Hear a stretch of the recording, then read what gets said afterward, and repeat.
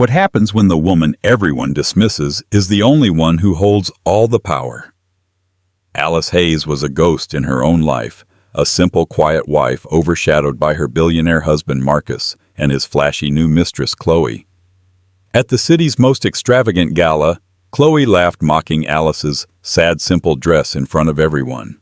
She had the man, the money, and the power, or so she thought. But Chloe's high-pitched laughter was about to be silenced.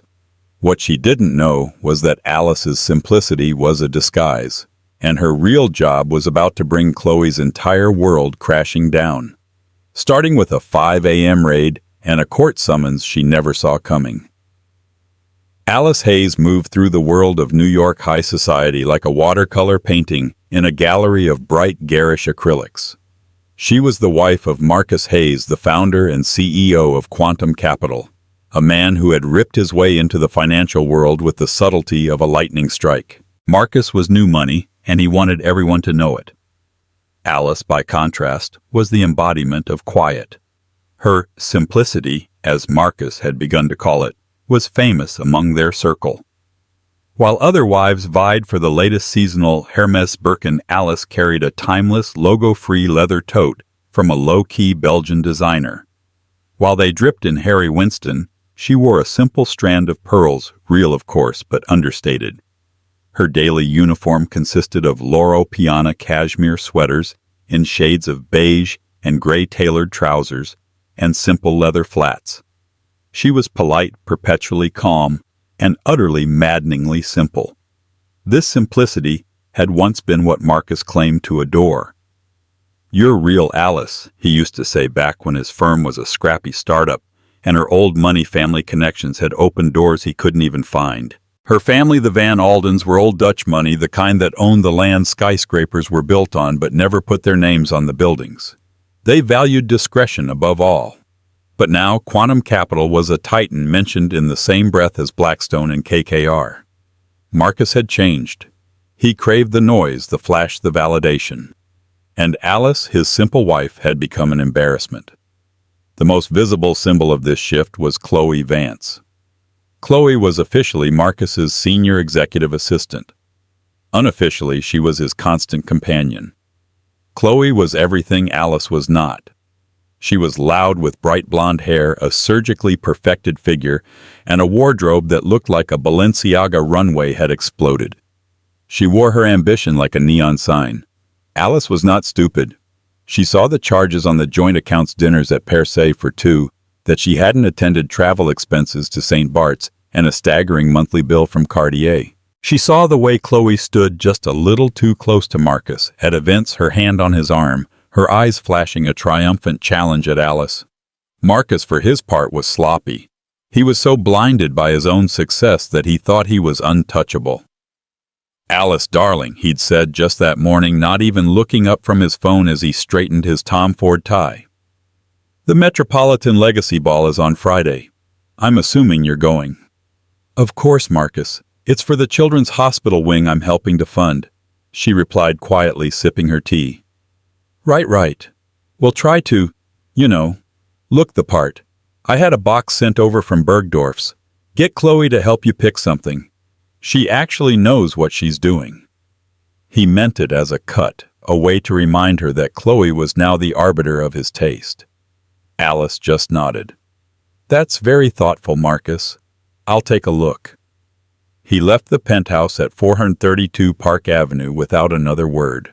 The door clicked shut, leaving Alice alone in the sterile white expanse of their apartment.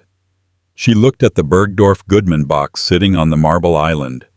She knew without opening it that it would be full of sequins, feathers, and desperation. Alice didn't open the box. Instead, she finished her tea, rinsed the cup, and placed it in the dishwasher. She changed out of her silk pajamas and into a simple gray wool sheath dress. She pulled her brown hair back into a low, neat chignon, put on her pearl earrings, and picked up her unassuming leather tote. She left the gleaming, sterile penthouse and took the elevator down 80 floors. Her driver was waiting, but she waved him off. "I'll take the subway today, thank you, Thomas." Thomas, who had driven her for 10 years, simply nodded. Of course, Ms. Hayes.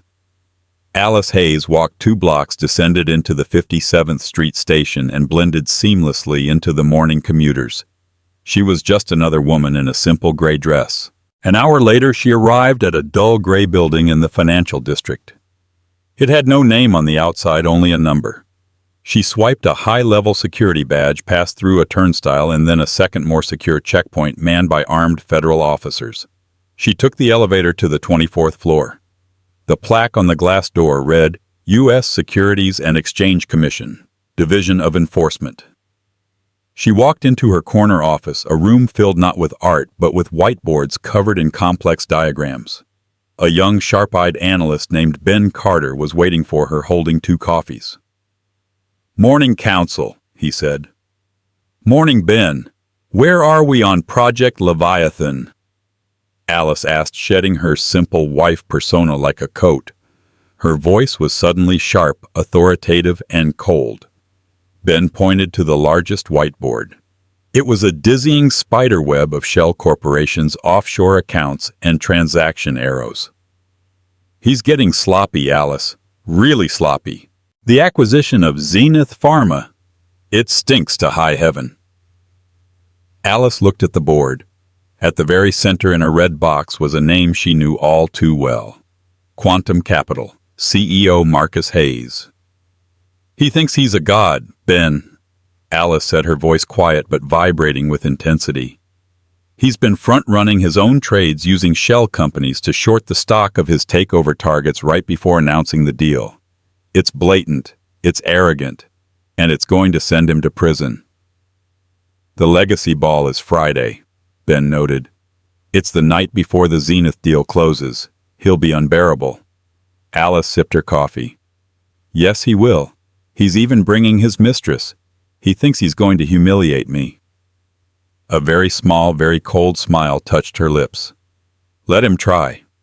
We're in the endgame now, Ben.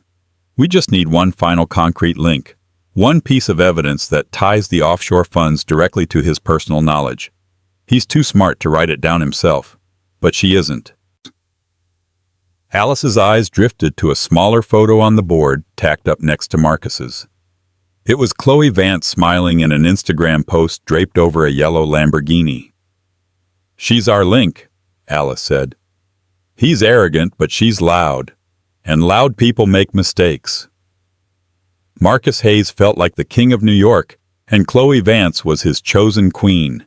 He was sitting in the most coveted booth at Le Bernardin, a 3-star Michelin restaurant he'd once only dreamed of affording.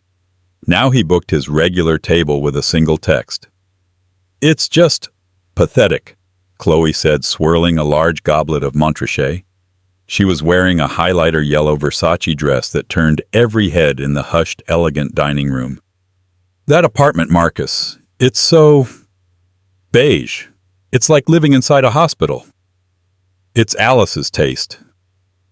Marcus sighed, taking a bite of his truffle-dusted risotto. "Old money. They think being boring is a virtue." "It's not a virtue, it's a weakness," Chloe countered, leaning in.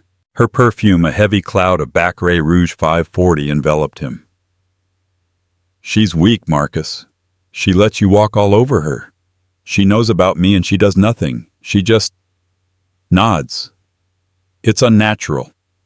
This was a familiar refrain. Chloe was pushing hard for him to file for divorce, and honestly he was ready. Alice's Van Alden name had been useful, but he didn't need it anymore. He was the name. The Zenith Pharma deal, which would close next Monday, was going to make him a legend. It was a hostile takeover, so aggressive, so perfectly timed, that Forbes was already prepping the cover. "After the legacy ball," Marcus said, making a decision. "It's this Friday. She'll be there doing her noble charity work." He scoffed. "I'm bringing you as my date." Chloe's eyes, framed by thick lashes, widened. "As your date, not your assistant." "As my date. As the woman on my arm. It's time, Chloe. It's time I stopped hiding you. It's time she understood the new reality." He reached across the table and grasped her hand, his thumb rubbing the enormous 15-carat canary diamond he'd bought her. "I want you to wear the new diamond necklace, the Quantum Star. The one I had made after the Blackstone deal. Chloe's gasp was pure, unfiltered ecstasy. The Quantum Star was a $10 million monstrosity of flawless white and blue diamonds. It was the ultimate new money statement. Marcus, oh my God, she'll die. That's the point, Marcus said coldly. I want her to see what a real partner looks like. Someone who isn't afraid to celebrate success. Someone who shines. I shine, baby, Chloe whispered, her eyes glittering. I will shine so brightly they'll need sunglasses. There's just one thing, Marcus said, his voice lowering. The Zenith deal. It's critical. It closes Monday. Until that ink is dry, we are careful. No social media about it. Nothing. Understand? Of course, Chloe said, waving a dismissive hand. I'm not stupid, Marcus. I'm your partner, remember? But Marcus was the stupid one. He had, in his arrogance, let Chloe in on everything. She wasn't just his mistress, she was his sounding board. He'd bragged to her about the complex network of shell companies in the Cayman Islands he'd set up. He'd explained in giddy detail how he was using an untraceable fund to short Zenith's stock before his own buyout announcement would send it soaring, a classic and highly illegal insider trading scheme magnified to an art form. He thought he was showing her how smart he was. What he was really doing was creating a co-conspirator. He'd even made her the sole signatory on one of the smaller shell accounts, CV Capital, as a gift. It held a tidy $8 million, her severance, should anything go wrong. This Friday, Marcus said, raising his glass. We'll give the old money crowd a show. We'll show them what power really looks like. To us, Chloe purred, clinking her glass against his. Across town in the fluorescent-lit offices of the SEC, Alice and her team were hitting a wall. He's clean, Ben said, rubbing his eyes. He'd been staring at encrypted transaction logs for 72 hours. I mean, we know he's doing it. The trades are happening. The timing is too perfect. But the money trail, it's a masterpiece. It bounces from Delaware to Luxembourg, then to the Caymans, then vanishes. It's split into 1,000 microtransactions funneled through dark pools. We can't pin the origin of the funds to him. Alice stared at the board. Marcus was smart. He'd built a fortress. We're looking in the wrong place, Alice said suddenly. We've been focusing on him, on his trades, on his known associates. We're looking for a brilliant, complex paper trail. What else is there? Ben asked. An idiot, Alice said. We're looking for the work of a genius, but we should be looking for the mistakes of an idiot. Marcus is arrogant, but he's not stupid. She is. Alice walked over to the photo of Chloe. He's buying her silence. He's buying her loyalty. He's not just giving her jewelry. He's giving her money. Where is it? We've checked her known accounts. Another analyst, Sarah, chimed in. Her salary, a few bonuses. Nothing that would justify the Lambo or the apartment he's renting for her. So, it's an unknown account, Alice said. Cross-reference all offshore entities created in the last 2 years with her initials, her birth date, her mother's maiden name. Anything. Dig into her. Not as an assistant, but as a partner. Assume she's in on it. You think he'd be that careless? Ben asked. He's in love, Alice said, a bitter taste in her mouth. Or at least he's in the grip of an obsession. And that makes even brilliant men careless. He needs to show off to her. He needs her to see how smart he is. He's probably told her. We just have to prove it. She looked at the clock. 9:00 p.m. She'd been at the office for 13 hours. She picked up her simple tote. Friday is the legacy ball, Alice said. It's the night before the deal closes. He'll be at his peak arrogance. He's bringing her as his date. He's planning to humiliate me. Alice, you don't have to go, Ben said gently. Oh, I have to go, Alice replied, her voice steely. I'm the wife. I'm the simple, boring, beige wife. I'll be in the background. I'll be invisible. And while they're busy shining, I'll be watching. People like Chloe, they can't help but brag. He's given her a script, but she'll go off book. I'm counting on it. She walked to the door. Find that account, Ben. I want to be ready to move the second she makes a mistake. The Metropolitan Legacy Ball was the glittering apex of New York's philanthropic calendar. It was held, as always, in the Grand Hall of the museum under the gaze of ancient Egyptian artifacts. The theme was modern Renaissance, and the city's elite had interpreted this with varying degrees of absurdity. Marcus Hayes arrived with Chloe Vance on his arm, and the entire hall seemed to pause. It was a calculated detonation. Marcus was in a custom Brioni tuxedo, but it was Chloe who commanded the eye. She was wearing the Quantum Star. The necklace was a breathtaking river of blue and white diamonds so large it looked almost like costume jewelry. It wasn't. It blazed under the lights, a defiant fortress of wealth. Her dress was a custom-made scarlet red creation by a designer known for dressing pop stars. It was backless, sleeveless, and slit to her hip, a column of glittering red sequins that clung to every curve. She looked magnificent, and she knew it. Whispers erupted instantly. "That's her. He actually brought her. And that necklace, my God, it's vulgar. Where is Alice?" Alice was already there. She had arrived, as she always did, with the first wave of guests to ensure the charity auction items she'd procured were properly displayed. She was the very definition of simple. She had ignored the box from Bergdorf's. Instead, she'd gone into her grandmother's archives and chosen a vintage Givenchy gown from 1968. It was a column of midnight blue silk velvet so dark it was almost black. It had long sleeves, a high neck, and no adornment whatsoever. Her only jewelry was a pair of sapphire and diamond drop earrings, her something blue from her wedding. Her hair was in its usual severe chignon.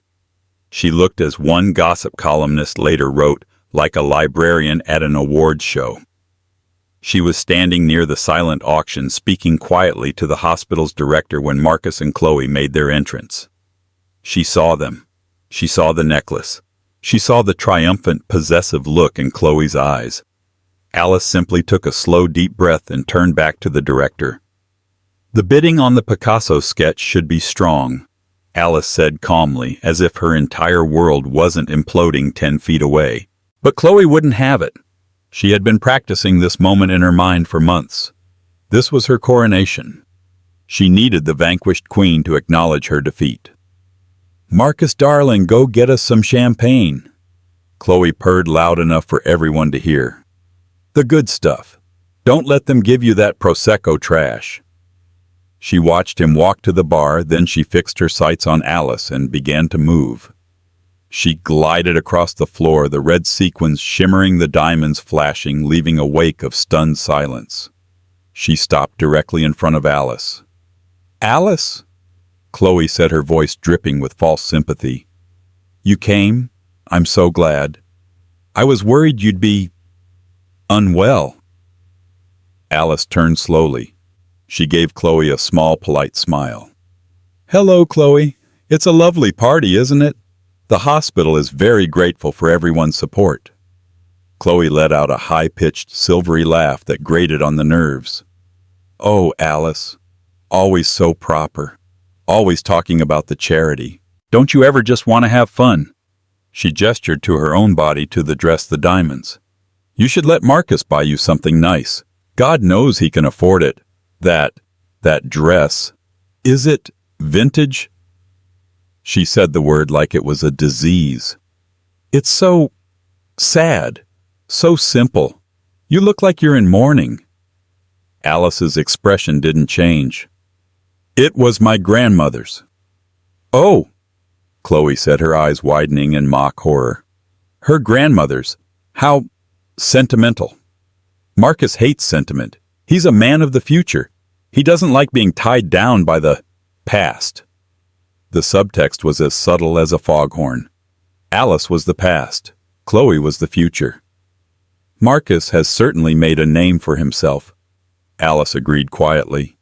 This wasn't enough for Chloe. She needed a reaction. She needed tears or yelling or something. Alice's calm was infuriating. "He has," Chloe said, leaning in. "And he deserves a woman who can stand with him, in the light. Not someone who hides in the shadows wearing her grandmother's old clothes." She then delivered the killing blow she'd been rehearsing. "He says you have no taste, no passion. He told me," she giggled, "that being with you is like managing a legacy fund. Stable, boring, and with very low returns. He's ready for high yield, high risk. He's ready for me." The circle around them had gone utterly silent. The hospital director looked horrified. Chloe laughed again, a full-throated, arrogant sound that echoed in the high-ceilinged hall.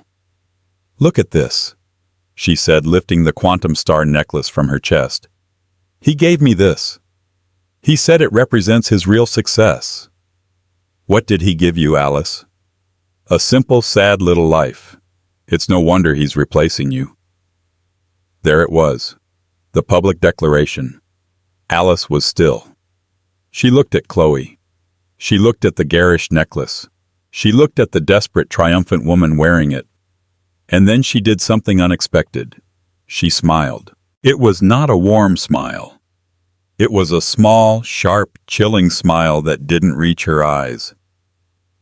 "That's a beautiful necklace, Chloe," Alice said, her voice clear and carrying in the silence. "A truly significant piece. You should enjoy it. Enjoy it while you can."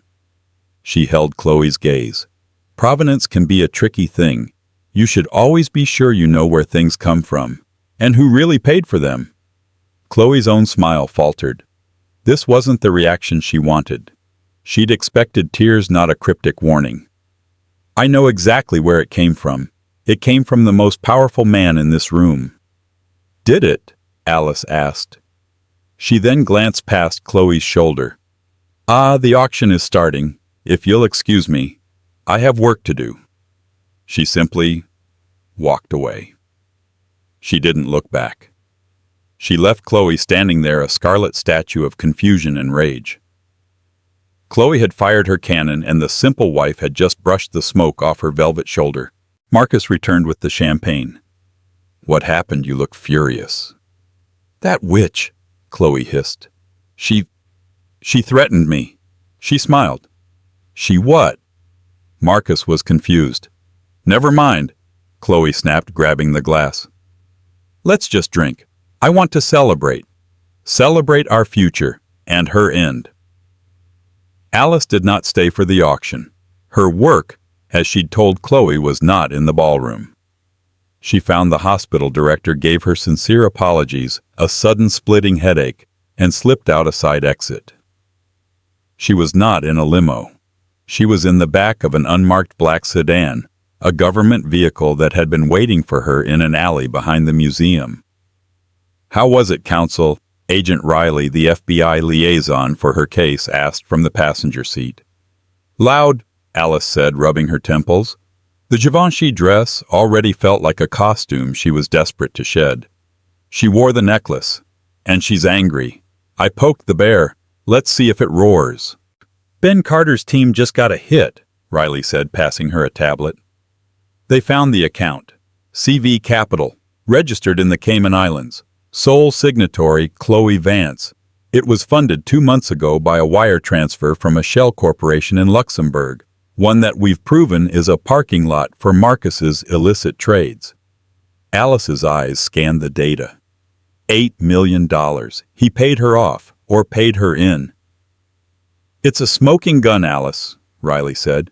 "It proves she's a beneficiary of the fraud. It's enough to freeze her assets. It's not quite enough to prove she knew the source was illegal. Her lawyer will just say it was a gift. We need to tie her to the Zenith deal. We need to prove knowledge." "She'll give it to us," Alice said, a dark certainty in her voice. "She's been publicly humiliated by my non-reaction. She's full of champagne diamonds and rage. She needs to prove to the world and to herself that she won. She's going to brag." They arrived back at the secure SEC building. Alice, still in her grandmother's velvet gown, walked into the brightly lit data room. Ben and his team were staring intently at a dozen monitors.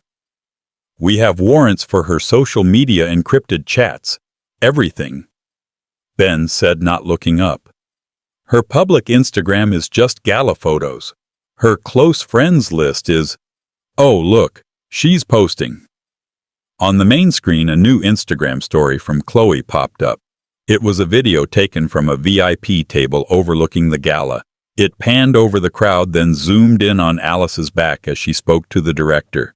The caption, written in pink cursive, said, "So sad. Some people just don't know how to let go. Legacy, past, arrogant." Sarah, the analyst, muttered. "Wait," Ben said, his fingers flying. "Her public story is one thing, but she's chatting on Signal. We're monitoring her known chat with Marcus. It's active. He's telling her to... Wait. He's... Oh my God." "What?"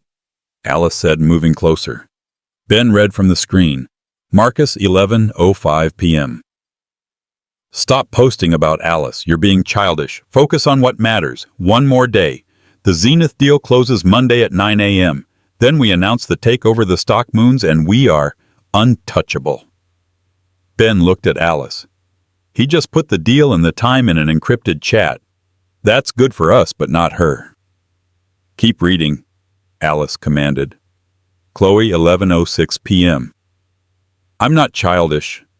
"She is." She smirked at me. "I want her to hurt. I deserve this, Marcus. I've been just as smart as you. I knew Zenith was a dog before you even told me. I helped you plan this." Alice's blood ran cold. "There it is. I helped you plan this. That's conspiracy." "It gets better," Ben said, his voice hushed. Marcus, 11:07 p.m. "Lower your voice even on here. You're drunk. You didn't know anything. You just listened like a good girl." "Oof. Bad move, Marcus." Agent Riley whistled. Chloe, 11:08 p.m. "A good girl. A good girl. I'm the one who told you the Zenith board was weak. I'm the one who got their internal projections from that idiot VP at the club. I'm not a good girl, Marcus. I'm your partner, and you better not forget it."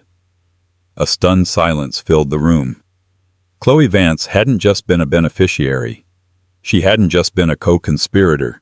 She'd been an active participant. She'd sourced material, non-public information. "And then," Ben said, pointing to another screen, "she's mad. She's trying to prove to him how smart she is. She just posted this. Not to her public story. To her close friends list. A list of 50 people. One of whom is our undercover asset." He clicked and a new photo filled the screen.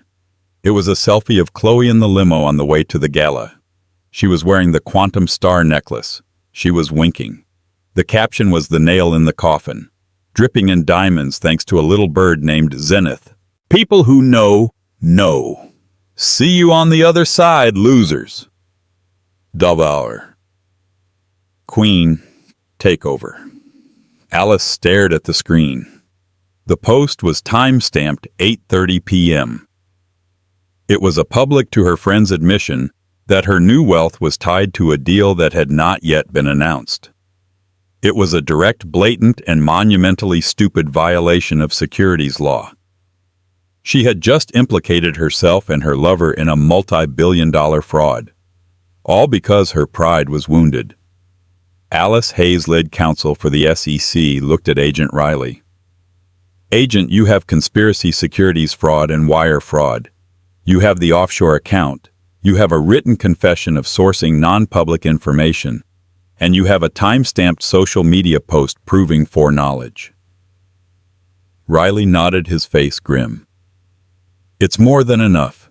The judge is on standby for the warrants." Alice picked up the phone on the desk. She looked at her reflection in the dark screen. The simple, sad wife in her grandmother's dress. "Director Thorne," she said into the phone, her voice perfectly level. "This is Counsel Hayes. Project Leviathan is green. We have everything. Authorize the warrants. I want them executed at 5 a.m. on both of them." She listened for a moment. "Yes, sir. I'm aware of the optics. No, I will not recuse. I am the case. I'll be on site." She hung up.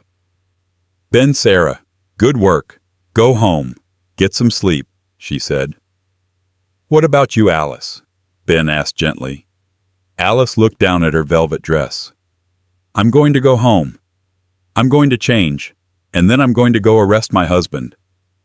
The hours between 1:00 a.m. and 5:00 a.m. are a special kind of hell, a dead zone where the world holds its breath.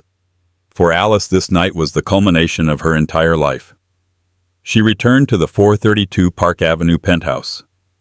The lights were off. The Bergdorf's box was still on the counter untouched. A single champagne flute, Chloe's from earlier in the week, was on the coffee table. Alice picked it up and dropped it into the kitchen's trash chute. She walked into their master bedroom. It was cold and silent. She didn't turn on the lights. She methodically stripped off the Givenchy gown, folded it with care, and placed it back in its archival box. She was no longer the simple wife. That performance was over. She showered the hot water, scalding away the museum's perfume and the lingering scent of Chloe's victory. She thought briefly of her wedding day, the vows she'd made, the man she'd thought Marcus was. Had any of it been real? Or had she just been the first most useful acquisition in his portfolio? The anger which she had suppressed for over a year was finally allowed to surface. It was not a hot, screaming rage like Chloe's. It was a cold, dense, heavy thing. It was the anger of betrayal, not just of her marriage, but of her trust. He had used her name, her stability as a shield, while he plundered the very system she had sworn to protect. She dressed in her other uniform, black tailored trousers, a crisp white silk blouse, a sharply cut black blazer. She pulled her hair back into its chignon, but this one was tighter, more severe. She looked like a weapon. At 4:00 a.m., she was at the FBI's tactical briefing room in their downtown field office. The room was buzzing. 24 agents in tactical gear listened as Agent Riley laid out the operation. We have 2 targets. Target Alpha is Marcus Hayes. Target Beta is Chloe Vance. They are at this time co-located at Hayes's penthouse. SEC lead counsel Hayes is on site and will be the one to present the charges once the scene is secure. All eyes turned to Alice. She stood at the front of the room, her face an unreadable mask. She was the one who had built the case. She was the one who had signed the arrest warrant applications. Ms. Hayes. An agent she didn't know asked, "Are you sure you want to be the one making entry? This is personal." Alice's voice cut through the room. "What this is, agent, is professional. Mr. Hayes is the CEO of a multi-billion-dollar financial firm. Ms. Vance is his active co-conspirator. They have destabilized markets and stolen millions. The fact that I am married to him is a personal tragedy, but it is a professional advantage. I know the layout. I know his routines. I will be there." Her tone left no room for argument. Simultaneously in the penthouse, Marcus and Chloe were asleep. They had returned from the gala drunk on champagne and power and had fallen into a deep, exhausted sleep in the master bedroom Alice had just vacated. Chloe, even in sleep, was still wearing the Quantum Star necklace. Marcus's Richard Mille watch, worth more than a house, was on the nightstand. They were secure in their success, believing the world was theirs for the taking. At 4:50 a.m., the tactical team was in place. They had flooded the building's stairwells. They had control of the private elevator. Alice, Agent Riley, and Director Thorne stood in the marble-lined hallway outside the penthouse's double doors. 5, an agent whispered into his radio. 4, 3, 2, 1. The command was not a shout. It was a single sharp word: breach. A hydraulic ram, quiet and powerful, split the reinforced door locks.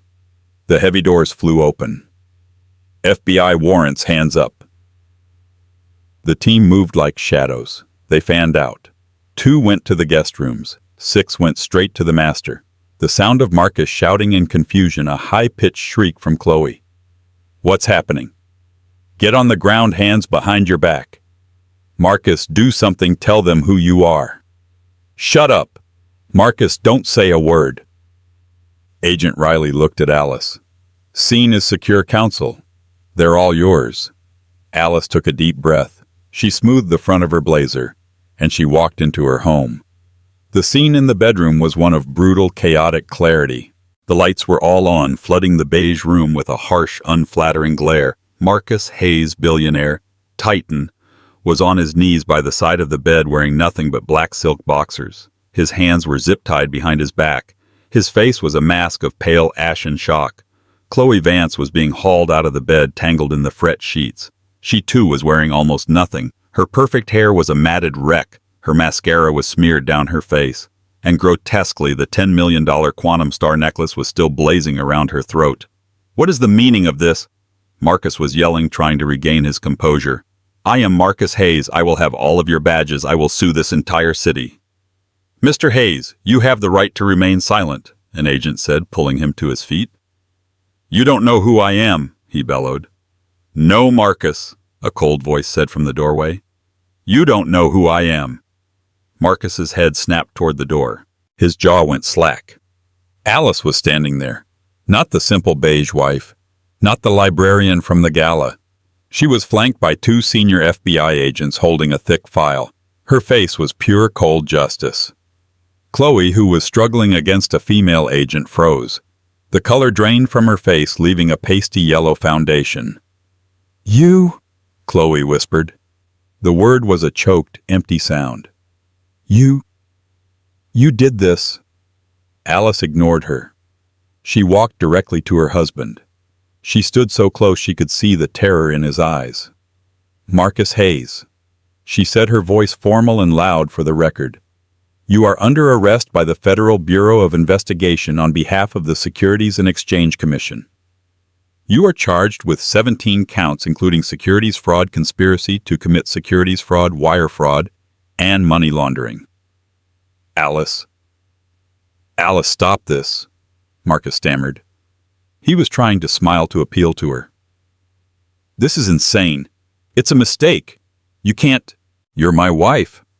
"Your wife," Alice said, "is the lead enforcement counsel who has been building this case against you for 18 months.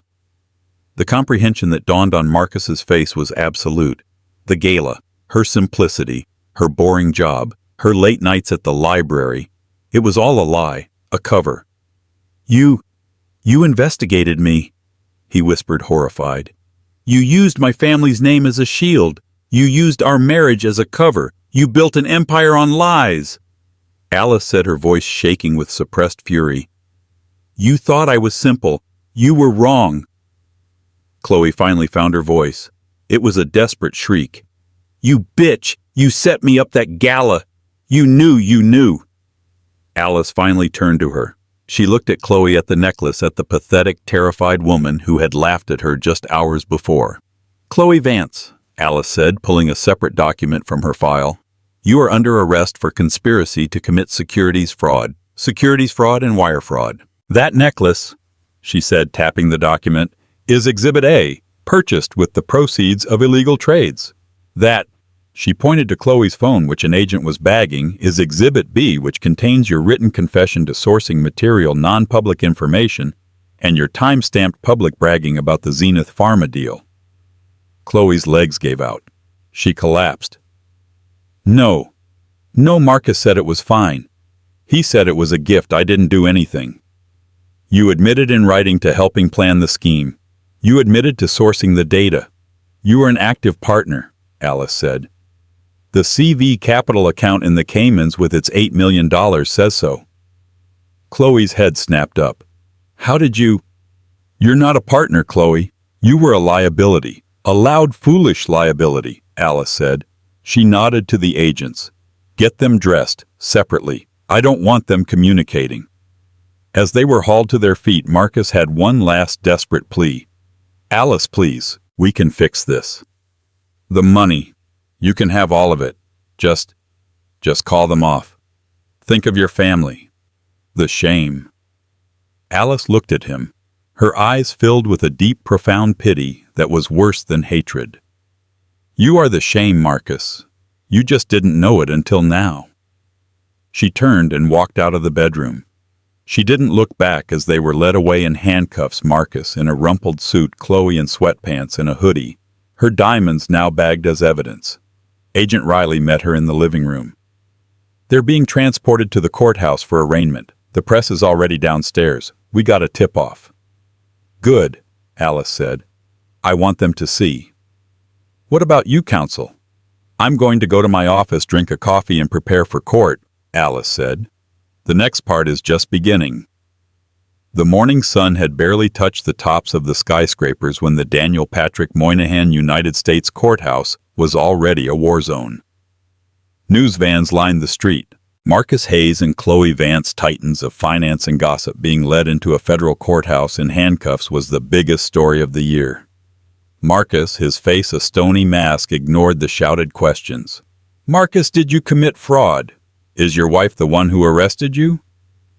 Chloe, however, was a mess. She hid her face, her blonde hair matted, and was openly sobbing as agents rushed her inside, the camera flashes reflecting in her tears. Inside courtroom 23B, the scene was tense. The gallery was packed with reporters and astonished members of the financial bar. Marcus and Chloe were in the defendant's box, now wearing wrinkled, ill-fitting jumpsuits. Chloe's was a drab brown. Marcus's was orange. The $10 million necklace and the Richard Mille watch were gone, replaced by steel handcuffs. At 10:00 a.m., the Honorable Judge Kaplan, a no-nonsense judge known for her severity in white-collar cases, entered. All rise. Case 1, 25 CR 0084.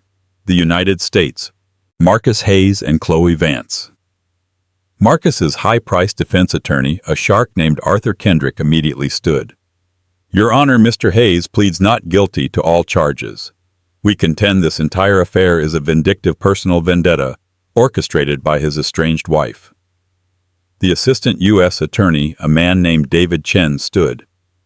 "Your Honor, the government requests that both defendants be remanded without bail. They are extreme flight risks with access to billions in offshore funds. And the vindictive wife Mr. Kendrick refers to is sitting right here. Counsel Alice Hayes from the SEC's Division of Enforcement, who personally built this case." A collective gasp went through the courtroom. Alice, who had been sitting quietly at the prosecution table in her black pantsuit, looked up. Judge Kaplan peered over her glasses at Alice, then at Marcus.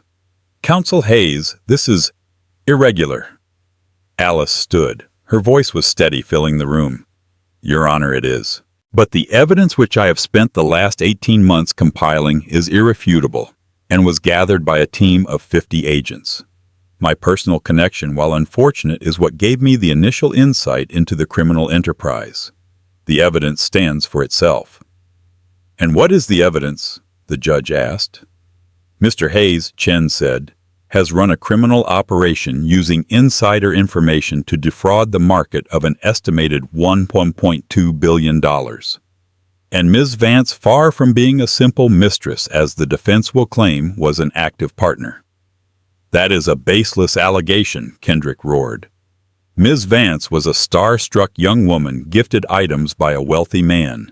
She had no knowledge of any wrongdoing." "Is that so?" Chen countered, picking up a file. "Your Honor, we present Exhibit 2B, encrypted messages from Ms. Vance to Mr. Hayes stating, quote, 'I helped you plan this,' and admitting to sourcing illegal non-public information from a VP at Zenith Pharma. We also have Exhibit 3A, a social media post from Ms. Vance bragging about the Zenith deal before it was public, directly linking it to her new illicit wealth." Chloe let out a strangled sob. "I didn't mean it. It was just a post." "Silence," Judge Kaplan snapped. She looked at Chloe. "Ms. Vance, you bragged about a federal crime on Instagram." Chloe's lawyer, a panicked public defender, could only stammer. "And finally, Your Honor," Chen said, "the defendant's claims of a vindictive wife are particularly hollow. Counsel Hayes has filed a motion to place 100% of her marital assets, all money she would be entitled to in a divorce, into a trust for the victims of Quantum Capital's fraud. This was never about money. It was about the law." The courtroom was stunned. Marcus stared at Alice, his eyes burning with a new terrible understanding. She wasn't just taking him down, she was erasing him. She was giving away her half of the fortune to prove her integrity. Judge Kaplan reviewed the documents. "The evidence here is overwhelming. The brazenness of the defendants, particularly Ms. Vance, is astonishing. The risk of flight is absolute." She banged her gavel. Bail is denied. Both defendants are remanded to federal custody. Trial date to be set. No! Chloe shrieked. It was the laugh from the gala inverted into a sound of pure terror. No. Please, I'll tell you everything. It was him. It was all him. Marcus, tell them. Marcus Hayes didn't say a word. He just stared at his wife. Alice met his gaze. The simple wife, the librarian, the ghost in the beige cashmere. She picked up her files, nodded once to the judge, and walked out of the courtroom, not looking back as Chloe was dragged screaming back to the holding cells. The woman who had laughed at her simplicity was now just another inmate in a brown jumpsuit, her future as empty as her promises. The fall of quantum capital was faster and more brutal than its rise. The Zenith Pharma deal evaporated. The company was disassembled, its assets frozen and liquidated to pay back the victims Alice had championed. The financial world, which had once worshipped Marcus Hayes, now spoke his name like a curse. The media, of course, had a new obsession. Alice Hayes. She was no longer the simple wife. She was the avenging angel of the SEC. The billion-dollar whistleblower, the woman who took down Wall Street's wolf. Reporters followed her everywhere, stunned by her continued simplicity. She still wore her gray wool dresses.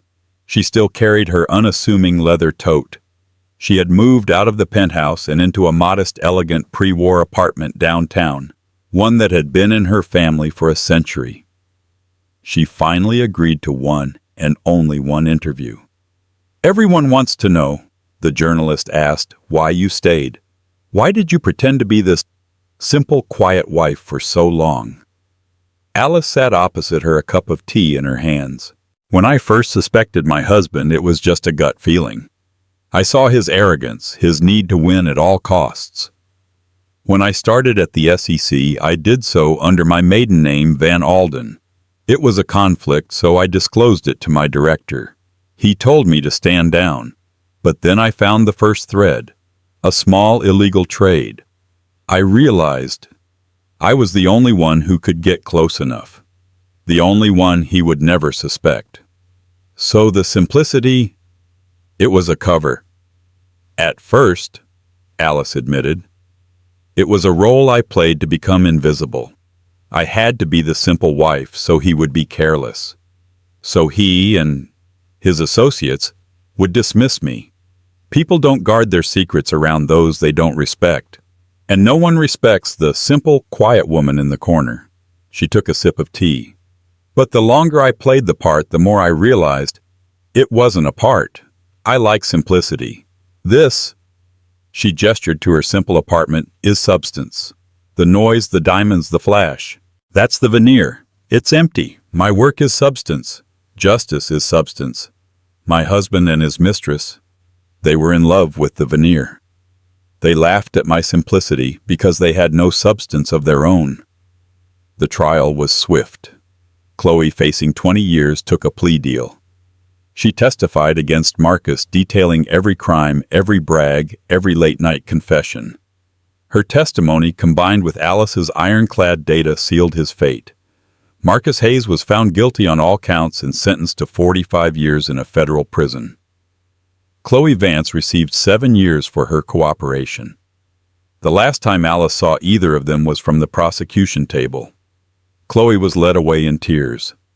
Marcus, pale and thin in his prison suit, paused and looked at her. He didn't look angry anymore. He just looked baffled, like a man who had been beaten in a game he didn't even know he was playing. A year later, Alice Hayes was promoted to deputy director of the enforcement division. She walked to work every day, anonymous in the New York crowds. She was just another woman in a simple, elegant coat. But the most powerful men on Wall Street, the new kings who thought they were untouchable, had a new bogeyman. They no longer feared the federal raids. They feared the quiet, simple wives. They feared the woman in the background, the one at the charity dinner who just smiled politely. They feared the simplicity and the cold, hard, terrifying substance they knew could be hiding just beneath it. We often mistake silence for weakness and simplicity for a lack of intelligence. But as Alice's story shows, the loudest person in the room is often the most fragile, and true power lies in substance, not in show. Chloe and Marcus built their world on arrogance and flash, and it shattered at the first touch of reality. Alice, the simple wife, proved that integrity is the only foundation that can never be broken. What did you think of Alice's ultimate moment of karma? Have you ever witnessed someone's arrogance become their own downfall? Let us know your thoughts in the comments below. Your stories and insights are a huge part of this community. And if you enjoyed this story of justice and hidden strength, please like this video, share it with someone who needs to hear it, and be sure to subscribe for more real-life drama every week.